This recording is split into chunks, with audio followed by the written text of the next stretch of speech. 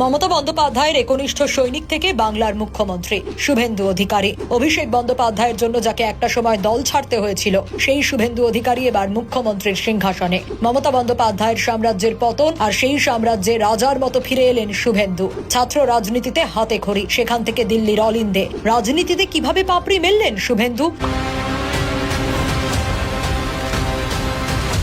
নন্দীগ্রাম তৃণমূলের ক্ষমতায় উত্থানের অন্যতম ভিত্তিভূমি। শুভেন্দু অধিকারীর রাজনৈতিক জীবনের টার্নিং পয়েন্টও সেই নন্দীগ্রাম। পূর্ব মেদিনীপুরে অধিকারী পরিবারের দাপট সন্দেহাতীত। আর নন্দীগ্রামে শুভেন্দুর একাধিপত্য নিয়েও কারো মনে কোনো সন্দেহ নেই। আর নন্দীগ্রাম আন্দোলনের পর শুভেন্দু কার্যত হয়ে ওঠেন বঙ্গ রাজনীতির অরণ্যদেব। তাকে ঘিরে নানা গল্প, নানা মিথ। ৮এর দশকের শেষ পর্বে কাঁথির প্রভাত কুমার কলেজে ছাত্র রাজনীতিতে হাতে খড়ি শুভেন্দুর। কংগ্রেসের ছাত্র সংগঠন ছাত্র পরিষদের হয়ে শুভেন্দুর রাজনৈতিক জীবনের শুরু। 1995 সালে কাঁথি পুরসভা ভোটে কংগ্রেসের টিকিটে জিতে কাউন্সিলর হন শুভেন্দু। 2001 সালে মুগবেরিয়া বিধানসভা কেন্দ্রে শুভেন্দুকে প্রার্থী করেন মমতা বন্দ্যোপাধ্যায়, কিন্তু তিনি তৎকালীন মৎস্যমন্ত্রী কিরণময় নন্দের কাছে হেরে যান। 2004 সালের লোকসভা ভোটে তমলুক কেন্দ্রে সিপিএম লক্ষণ শেঠের কাছে পরাজিত হন শুভেন্দু। 2006 সালের বিধানসভা ভোটে দক্ষিণ কাঁথি কেন্দ্র থেকে প্রথমবার জিতে বিধায়ক হন শুভেন্দু অধিকারী। 2006 সালের বিধানসভা ভোটে দক্ষিণ কাঁথি কেন্দ্রটি মেজ ছেলেকে ছেড়ে দিয়ে শিশির এগরায় প্রার্থী হন। জেতেন দুজনই। প্রথমবার বিধায়ক হন শুভেন্দু। পূর্ব মেদিনীপুরের রাজনীতিতে গত 3 দশক ধরে অধিকারী পরিবারের রমরমা। 2007 সালে নন্দীগ্রাম আন্দোলন শুভেন্দুর জীবনের টার্নিং পয়েন্ট। নন্দীগ্রাম আন্দোলনের মুখ হয়ে ওঠে অধিকারী পরিবারের মেজ ছেলে। গোটা রাজ্য তার নাম জানতে শুরু করে।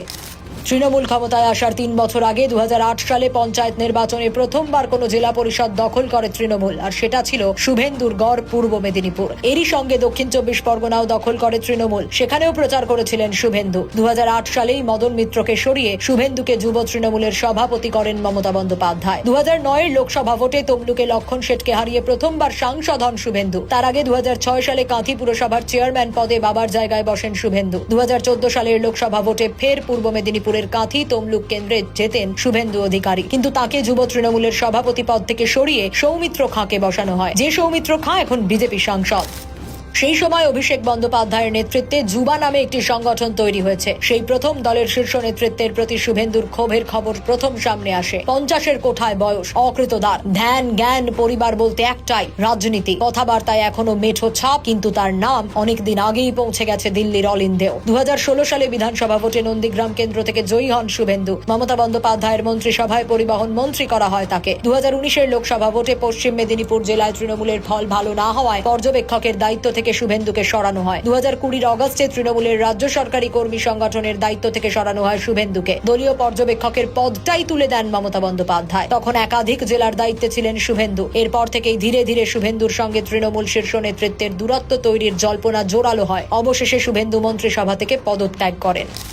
2020 সালে আদর্শগত পার্থক্যের কারণে দলত্যাগ করে বিজেপিতে যোগ দেন। তাঁর রাজনৈতিক জীবনের মোড় ঘুরিয়ে দেয়। তারপর বঙ্গ বিজেপিকে আজকের এই জায়গায় আনার জন্য অন্যতম কারিগর তিনি। 2021 সালে বিধানসভা নির্বাচনে নন্দীগ্রামে মুখ্যমন্ত্রী মমতা বন্দ্যোপাধ্যায়কে পরাজিত করে শুভেন্দু অধিকারী জয়েন্ট কিলার হিসেবে নিজেকে প্রমাণ করেন। সেই জয়ের পর রাজ্য বিধানসভার বিরোধী দলনেতা হিসেবে তিনি শাসক দলের প্রধান প্রতিপক্ষ হয়ে ওঠেন। 2026 সালের বিধানসভা নির্বাচনে তিনি এক অনন্য সাহস দেখিয়ে নিজের দুর্গ নন্দীগ্রামের পাশাপাশি মুখ্যমন্ত্রীর খাস তালুক ভবানী থেকেও প্রতিদ্বন্দ্বিতা করেন। 2 কেন্দ্র থেকেই জয়লাভ করার পাশাপাশি বিজেপি রাজ্যে ম্যাজিক ফিগার পার করে।